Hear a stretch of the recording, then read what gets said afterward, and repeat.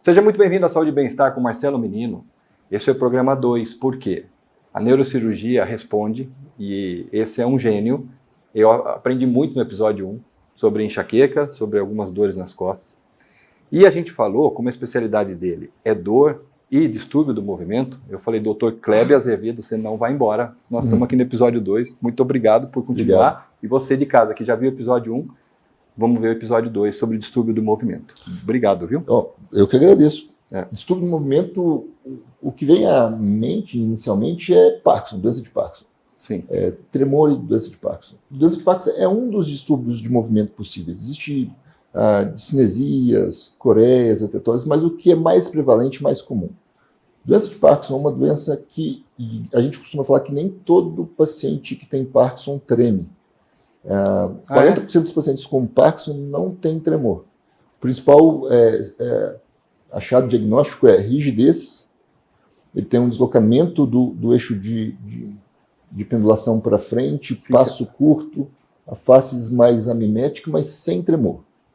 Uma parte treme, e o tremor da doença de Parkinson não é aquele tremor fino e intencional, que confunde muito as pessoas. Então, é um tremor... Porque tem pessoas que tremem. Sim. Que é o mais comum, o mais prevalente nesse tremor é um tremor que a gente chama de fisiológico exacerbado ou tremor essencial. É um tremor intencional de baixa amplitude e alta frequência. Né? Esse tremor de baixa amplitude e alta frequência, quando eu tenho intenção de fazer uma coisa, é um tremor bem prevalente, não é maligno, ele não tende a progredir muito, ele é muito familiar, ele é muito genético, ele passa muito de geração para geração. Em geral, quem tem esse tremor vai lembrar que tem um pai ou avô que tinha esse tremor. E é um tremor muito benigno. Benigno no sentido do que ele acomete apenas o sistema motor, assim. Diferente da doença de Parkinson, que é uma doença sistêmica, em que as manifestações motoras são parte da doença. Ela acomete, mas é que ela vem associada também do acometimento límbico, cognitivo, em estágios mais avançados, ou seja, uma doença muito progressiva, diferente do tremor essencial. Mas não é incomum, vem no consultório, pacientes com tremores fisiológicos exacerbados, que muito associado a períodos de estresse ou de hipoglicemia, uma sensibilidade maior à adrenalina periférica, e ficam assustados com a possibilidade de ser doença de Parkinson. É isso. Doença de Parkinson, a gente observa quando o paciente treme um tremor de alta amplitude, baixa frequência, a gente fala de contar de notas ou moeda, e em repouso.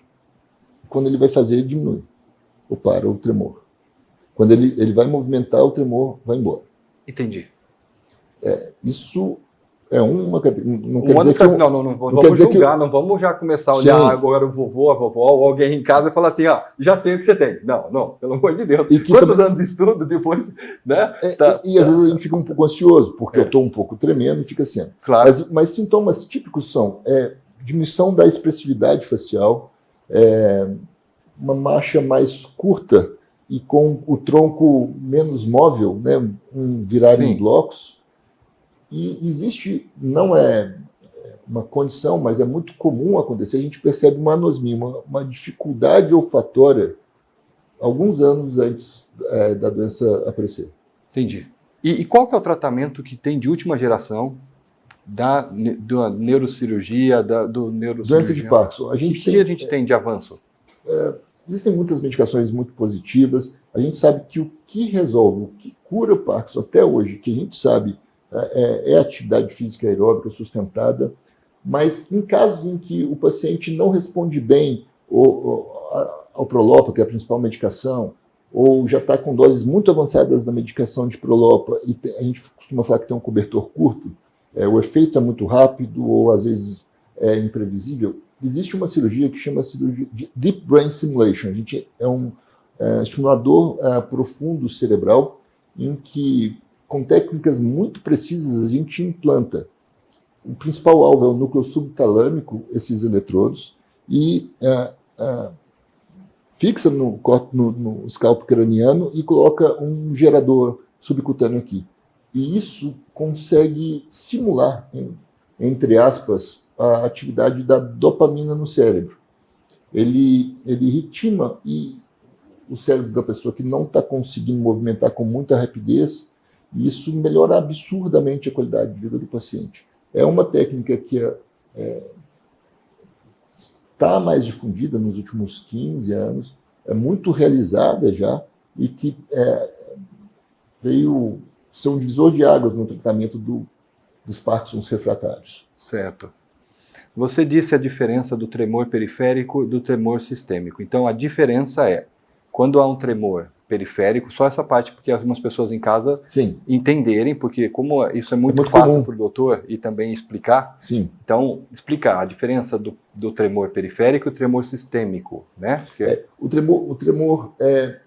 Porque tem hipoglicemia, você falou, que tem outras coisas que podem gerar esse tremor. E que o tremor essencial ou fisiológico exacerbado, Isso. ele está muito associado com um excesso de atividade da adrenalina na musculatura periférica. Tá.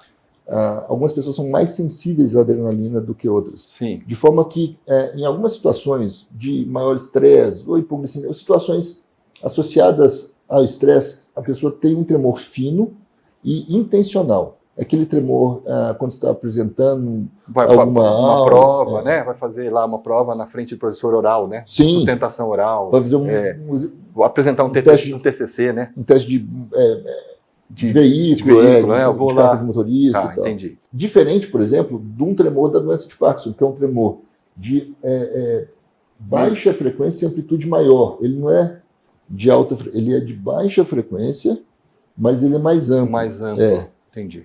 E ele é de repouso. Não quer dizer que a pessoa que tem Parkinson não possa ter 2 tremores, mas em geral o Parkinson é de repouso. E uma coisa muito importante que eu quero recapitular, você falou da atividade aeróbica sustentada. Sim, isso em todos os trials é ainda o que tem mais impacto e mais relevância em evitar a progressão da doença. Atividade aeróbica sustentada. É impressionante, todos os episódios que a gente grava com médico, todo mundo, eles falam, atividade física, porque na realidade é uma regra de ouro. Todas. Você pode pegar, já passamos várias especialidades aqui, nós temos mais de 60 e poucos episódios gravados. A gente gravados. tem evidências respaldadas no mundo inteiro dos benefícios da atividade física. Você não se pergunta por que a gente não faz? Por que a gente posterga tanto, sabendo que melhora? A gente não tem cura para Alzheimer, mas a gente sabe que a gente consegue prevenir Alzheimer em uma percentagem absurda na atividade física. E tamanhas outras doenças nesse sentido. E por que isso não faz parte do nosso cotidiano de forma mais incisiva? Para se perguntar. É para se perguntar. É para trazer consciência mesmo e você olhar para você, saber qual vai ser o seu futuro. Nós todos estamos envelhecendo, o doutor falou, nós somos mamíferos e a partir do momento que nós nascemos, a gente vai envelhecendo e vai perdendo. E adaptando a um envelhecimento, né? Isso. E aí a gente sabe que a atividade de exercício, atividade física e a aeróbica, né, que o doutor mencionou, sim, que tem comprovação no cérebro para que você possa prevenir doenças. É impressionante. Um impacto absurdo. E a pergunta é, se a gente sabe que deve fazer e a gente não faz, qual o diagnóstico a gente estabelece nesse sentido? Muitas vezes a gente não está comprometido com a gente mesmo. A gente tem a ilusão que dá para comprar saúde. Não dá. Não dá para comprar. Um dos papéis vitais também nesse seu trabalho é o acolhimento ao paciente e entender essa parte emocional, né? Comportamental, pura e simplesmente, porque se o comportamento não muda, a doença continua. Se o comportamento não muda, a doença continua. Gravou. Essa eu vou anotar. Se o comportamento não muda... Porque a doença, na grande maioria das vezes, é consequência de dinâmicas comportamentais menos adaptadas, né? Impressionante. E talvez, isso é até uma discussão filosófica, será que uma doença não é uma tentativa de readequação comportamental? Nesse sentido, doença não é tão doentia assim. Pessoal, nós vamos para o intervalo rápido e voltamos aqui com esse gênio, Dr. Kleber Azevedo, neurocirurgião. Já voltamos já. E voltamos com saúde e bem-estar para o nosso último bloco. E vamos continuar falando com o Dr. Kleber Azevedo, neurocirurgião, especialista em dor e distúrbio do movimento. Nós falamos sobre Parkinson, e aí que há casos que você consegue pôr um eletrodo. Sim. E a gente conseguiu uma imagem, quero que o doutor explique o que é feito hoje como recurso, né, Nessa Como que imagem, funciona? a gente tem uma representação da forma que o eletrodo funciona. Em geral, essa cirurgia, uma fotografia geral, a gente faz com o paciente acordado. Ele está acordado, mas ele não sente dor. Por que de estar acordado? Porque enquanto a gente introduz o eletrodo, até eu costumo fazer mais no subtalâmico, é o núcleo mais... Subtalâmico é aqui ou aqui? Esse é o globo pálido, é aqui. Outro alvo. Esse aí. Tá. Esse núcleo é o principal alvo que eu uso para doença de Parkinson. Quando a gente vai introduzir em uma região muito pequena, a gente está falando de 2 a 3 milímetros. Milímetros? A gente, para ter mais acurácia diagnóstica, a gente faz provas terapêuticas no intraoperatório. Em geral, outras pessoas da equipe, a neurologista, a neurofisiologista, que operam comigo, fazem isso com o paciente, conversando com ele, pede para abrir, fechar a mão, e para a gente ver se houve a reversão dos sintomas, porque a reversão se dá no exato momento da cirurgia. Isso aumenta a acurácia e a precisão da cirurgia. Sim. E a gente faz com o paciente acordado, logo depois a gente anestesia rapidamente, só para colocar a bateria no subcutâneo, e o paciente vai embora no outro dia. É uma cirurgia extremamente precisa, extremamente segura e com um índice de respostas, quando bem indicada, muitíssimo interessante. Impressionante, porque a gente acompanha, eu tenho, não parece, mas eu tenho 32 anos de profissão, né? Eu peguei meu registro, minha carteira de trabalho, no mesmo CNPJ do Flemme, sou registrado em 1º de dezembro de 1994. Tá certo? Eu tinha 15 anos. Isso é um não, mas orgulho. Porque eu cadastrava, meu pai colhia. Tanto é que uma vez eu colhi sangue escondido dele, né? Porque era parte da tarde, e aí tinha pós-prandial, eu fui lá e colhi. Quem colheu esse exame? Eu. Mas quem diginou? Eu estava vendo você e aprendi, fui aprendendo, né? Mas isso daqui, porque assim, o primeiro dia que eu colhi sangue, eu tremia que nem o vara verde. Você falou do tremor periférico, claro, né? Sim, sim. Mas tirei sangue, tiro criança, também fazia teste de paternidade, criança de 1 dia, tirava sangue. Antigamente não tinha óleo bucal, hoje você ia direto no sangue. Mas isso daqui, para mim, é impressionante. Você falou que é extremamente segura, é uma cirurgia que realmente consegue resolver. A gente usa uma técnica que a gente chama de estereotaxia. Bom, e por coordenadas cartesianas a gente faz o cálculo e consegue implantar o eletrodo. É a NASA, né? É a NASA entrando com foguete, porque você eu sou suspeito para falar isso, eu acho muito legal isso. A gente fazer um cálculo bem preciso das regiões cerebrais. E estabelecer uma correlação de núcleos específicos do cérebro com doenças e com comportamentos. Essa correlação, para mim, é empolgante. Muito legal, impressionante. Nós temos outra imagem aqui que a gente fala sobre a coluna. É uma técnica, por exemplo, aqui a gente emite, naquela imagem anterior, a gente emite corrente elétrica no núcleo cerebral para tratamento da doença de Parkinson. E a gente pode fazer, por exemplo, para distonia e para outras doenças de movimento também. Tá. Essa aqui é uma técnica que a gente implanta na região epidural da medula para tratamento principalmente de dores pós-cirurgia, síndrome pós-laminectomia que a gente fala, ou síndromes de dores complexas regionais, que é um tipo de dor extremamente grave, que alguns pacientes desenvolvem depois de machucar uma perna. Para doenças vasculares periféricas, é uma técnica também muito interessante em que a gente usa da corrente elétrica aplicada na medula através... Aqui é uma corrente elétrica que vai na medula. Exatamente. A gente coloca... Eu costumo usar muito o eletrodo, isso é por catéter. A gente implanta um eletrodo em níveis específicos da medula para modular os estímulos de dor erráticos que chegam no cérebro. Em casos de dores muito refratárias, que não passam com medicações orais e em que não existe uma indicação de uma cirurgia pertinente, é uma técnica extremamente útil. Para síndrome de dor complexo regional, que a gente tem pouquíssimo tratamento eficaz, é extremamente interessante. Doenças vasculares periféricas, em que não se pode fazer cirurgias mais amplas, é muito interessante. Ou seja, o uso da eletricidade no corpo humano para modulação neural já é uma realidade muito presente e que a gente utiliza na neurocirurgia funcional como recurso terapêutico. Impressionante. Eu queria que você contasse agora, na reta final que nós estamos indo, um caso marcante para você, um caso que mexeu, porque a gente sabe que são vários, Sim. né? E a gente, como profissional, a gente tem às vezes alguns pacientes que realmente mexeram Sim. com a gente ou tocou a gente, e foi um caso que... Você tem algum caso para contar para a gente, que o doutor... Vendo essa imagem aqui, eu me lembro muito de uma paciente, não vou falar nomes, Sim. uma paciente, naquele momento, muito jovenzinha, ela tinha operado a coluna e tinha machucado a coluna. O fato é que ela desenvolveu uma dor excruciante na perna esquerda, e que é essa dor, assim, de dor complexa regional. E a perna dela foi atrofiando e ela não aguentava encostar a mão na perna porque era uma dor insuportável. E eu fui examinar, ela ficou extremamente irritada só de eu encostar na perna, tamanha a dor dela. Bom, feito o diagnóstico, a gente indicou a cirurgia de implante de eletrodo medular para ela e ela foi melhorando, ela conseguiu parar de andar de maca depois de cadeira de roda, depois ela começou a andar e hoje ela até corre e tal, voltou para o trabalho e uma resposta muito boa, muito boa.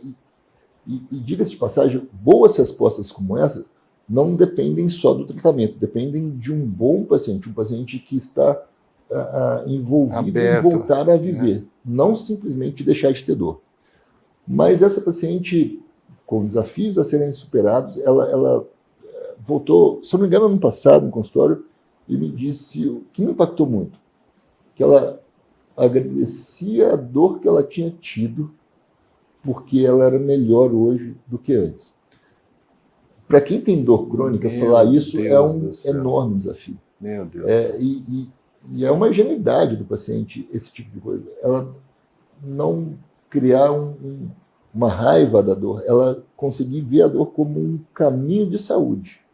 Ela via em todo aquele desafio de uma menina nova que ficou anos limitada pelo caso de dor, e que ela reconhece naquela dor como um estímulo que a tornou uma pessoa mais madura e mais feliz hoje.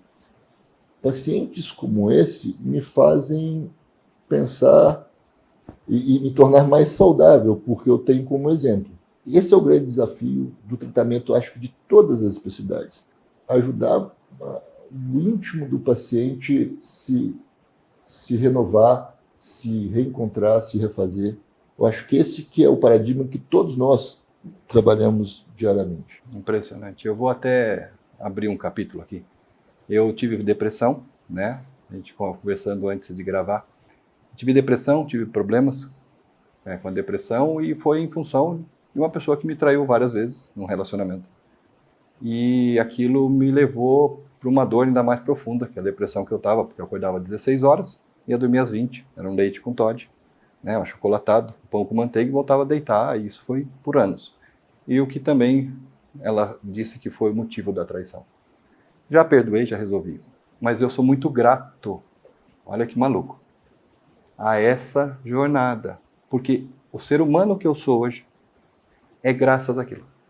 Isso é eu cura. não teria, eu tenho muito orgulho do meu passado, não orgulho do que aconteceu, né? Não factível. Ah, você está tendo orgulho de ter acontecido uma traição, uma coisa tipo. Não.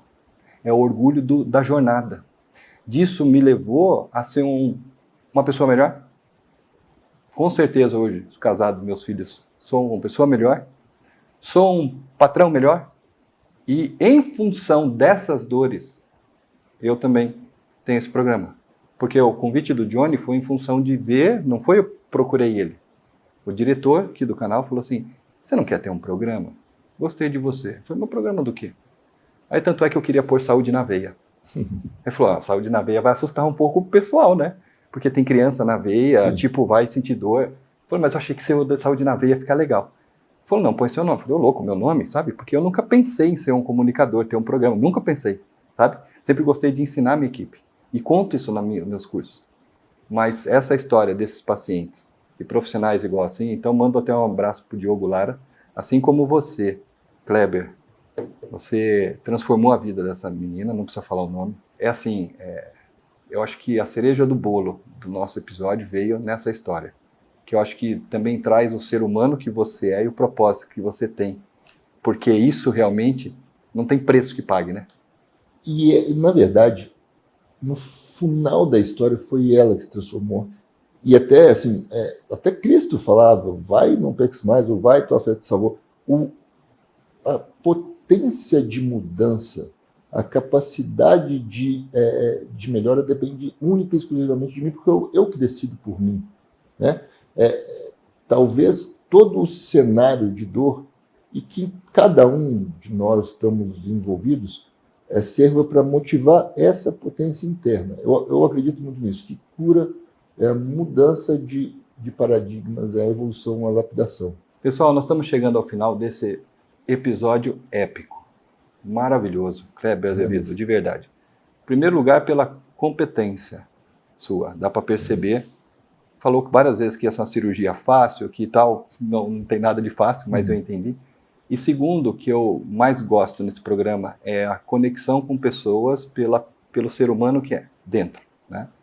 E parabéns. Obrigado. Que você tenha vida longa, ajude mais pacientes.